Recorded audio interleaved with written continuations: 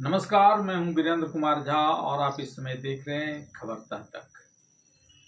वर्ष 2026 ईस्वी में हुए पश्चिम बंगाल चुनाव में शुभेंदु अधिकारी, पीएम नरेंद्र मोदी, अमित शाह जैसे भारतीय जनता पार्टी के बड़े नेताओं के प्रचार से पश्चिम बंगाल में बदलाव के जो बयार बहने शुरू हुए थे, उसने एक आंधी का रूप ले लिया था और उस आंधी में टीएमसी और कांग्रेस, कम्युनिस्ट, ये सभी के सभी पूरी तरह से उखड़ गए और भारतीय जनता पार्टी 207 विधायकों के साथ एक बड़ा बहुमत लेने में सफल हुई। लेकिन इसके बाद अब पश्चिम बंगाल को इस आंधी की जरूरत नहीं है, न ही पश्चिम बंगाल के लोगों को ऐसे नेताओं की जरूरत है जो वहाँ शांति से बैठकर फिर कम्युनिस्ट, कांग्रेस या टीएमसी की तरह ही कटमनी और सिंडिकेट और दूसरे भ्रष्टाचारों में लिप्त हो, बल्कि उन्हें तो मुख्यमंत्री के रूप में ऐसे व्यक्ति की जरूरत है जो पश्चिम बंगाल में अब शीतल मंद सुगंध पवन बहाकर सकारात्मक बदलाव में अपनी बड़ी भूमिका निभा सके। और इस दृष्टिकोण से प्रधानमंत्री नरेंद्र मोदी ने शुभेंदु अधिकारी, जो एक उत्कल ब्राह्मण परिवार से आते हैं, उन्हें मुख्यमंत्री के रूप में पश्चिम बंगाल में काम करने का अवसर दिया।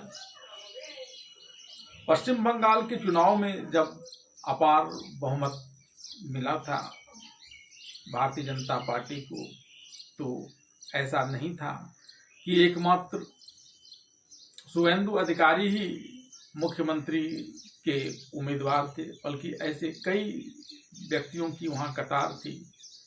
लेकिन प्रधानमंत्री नरेंद्र मोदी ने यह कार्य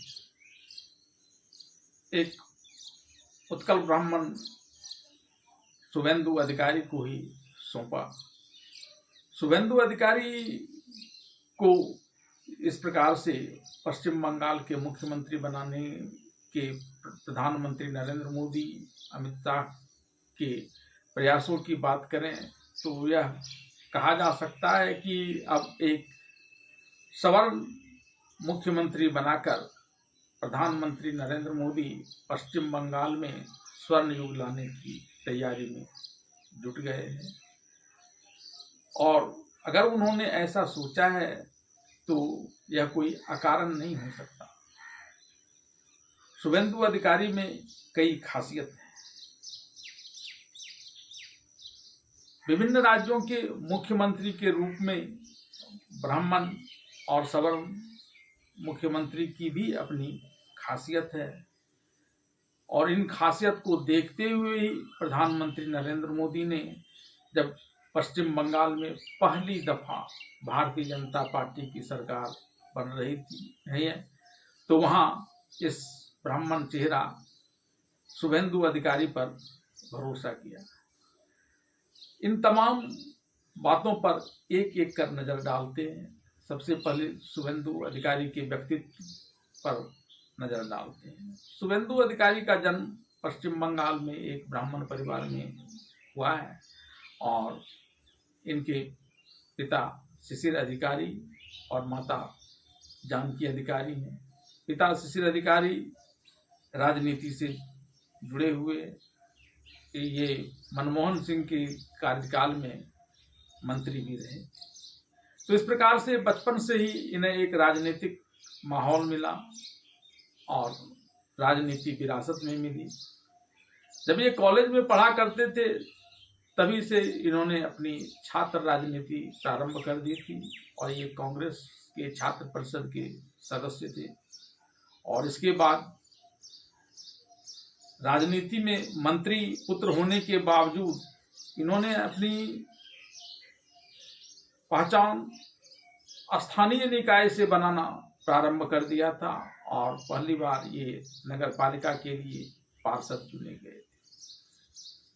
फिर 2006 ईस्वी में ये मुख्य धारा की राजनीति में आए और ये विधायक चुन लिए गए थे और 2006 ईस्वी के बाद 2009 ईस्वी में जब आम चुनाव हो रहे थे, तब टीएमसी ने इन्हें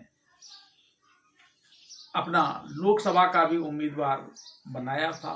इन्होंने उसमें जीतकर पार्लियामेंट में अपने कदम रखे, वहाँ के अनुभव लिए। और फिर जब 2014 ईस्वी में नरेंद्र मोदी की पूरे देश में आंधी थी, तब भी जबकि बंगाल में विभिन्न राजनीतिक दलों के बड़े बड़े नेता उस नरेंद्र मोदी की आंधी में धराशायी हो गए थे, लेकिन शुभेंदु अधिकारी बिल्कुल अडिग रहे और दोबारा उन्होंने लोकसभा का चुनाव जीत लिया था और पार्लियामेंट में चले गए थे। वर्ष 2016 में ये फिर पार्लियामेंट के पॉलिटिक्स से राज्य के पॉलिटिक्स में आए और नंदीग्राम से टीएमसी के टिकट पर विधानसभा का चुनाव जीता और ममता बनर्जी की सरकार में शामिल हो। लेकिन 2000 ईस्वी में इन्होंने विभिन्न बातों से ममता बनर्जी से मतभेद होने के कारण, जिसमें सिंडिकेट का भी मामला था, इन्होंने टीएमसी को छोड़कर बीजेपी का दामन थाम लिया और बीजेपी के लिए काम करने लगे। खुद अमित शाह ने एक रैली में इनका बीजेपी में स्वागत किया था और इन्होंने अपने अल्पकाल में ही 1 वर्ष के शासन के अपने प्रचार प्रसार के दौरान बीजेपी की यह स्थिति दूर कर दी कि 2021 के चुनाव में, जहां इससे पूर्व बीजेपी के 3 विधायक हुआ करते थे, विधायकों की संख्या 77 तक चली गई।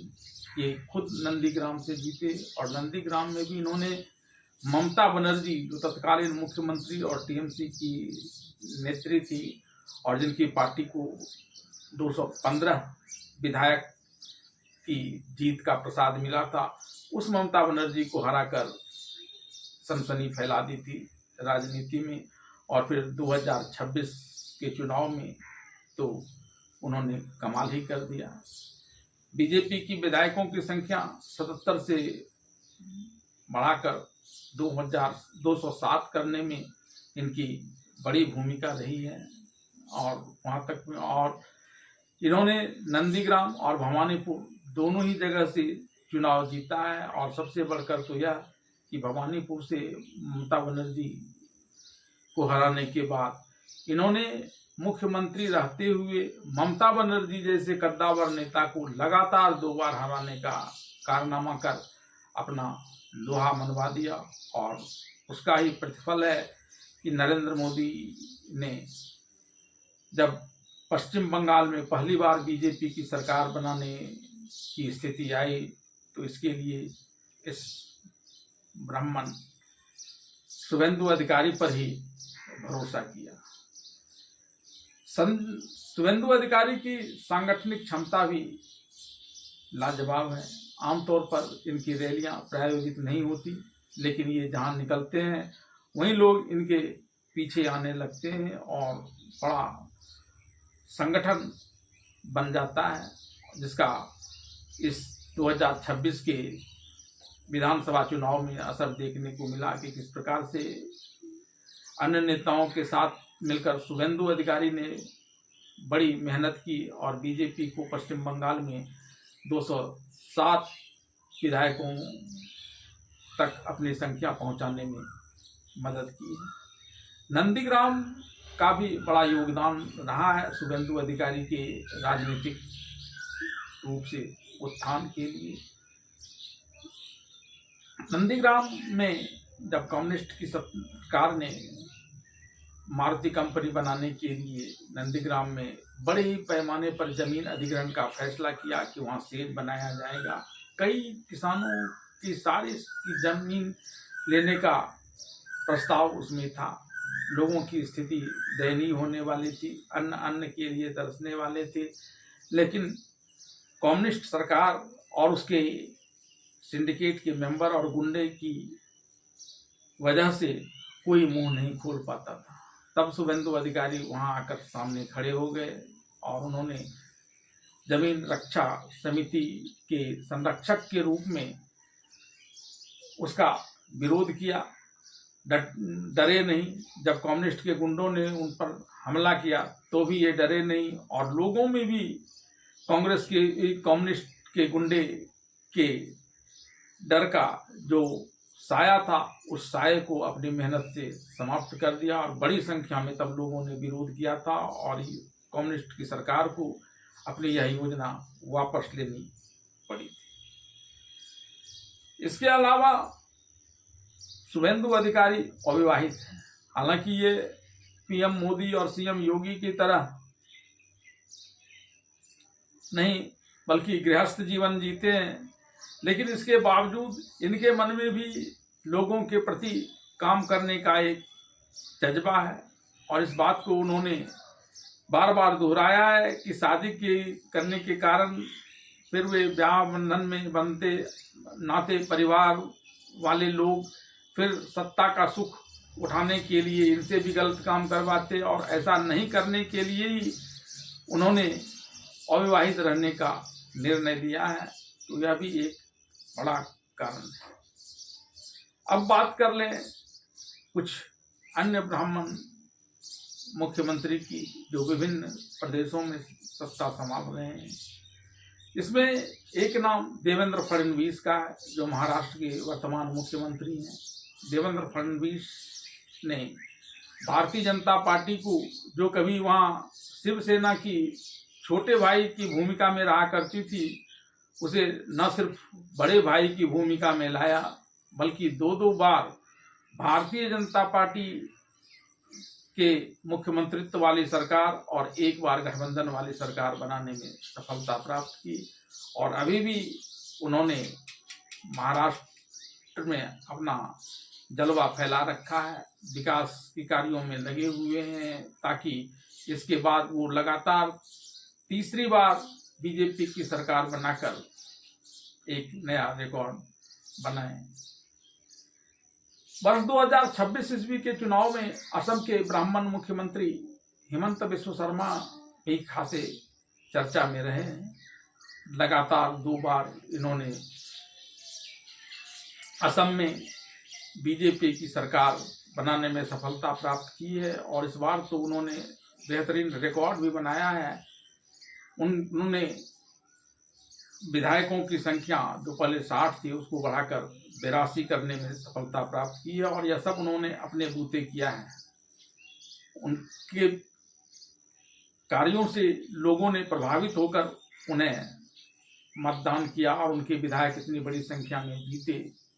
कोई एंटी इनकम्बेंसी नहीं, प्रो इनकम्बेंसी आप कह सकते हैं।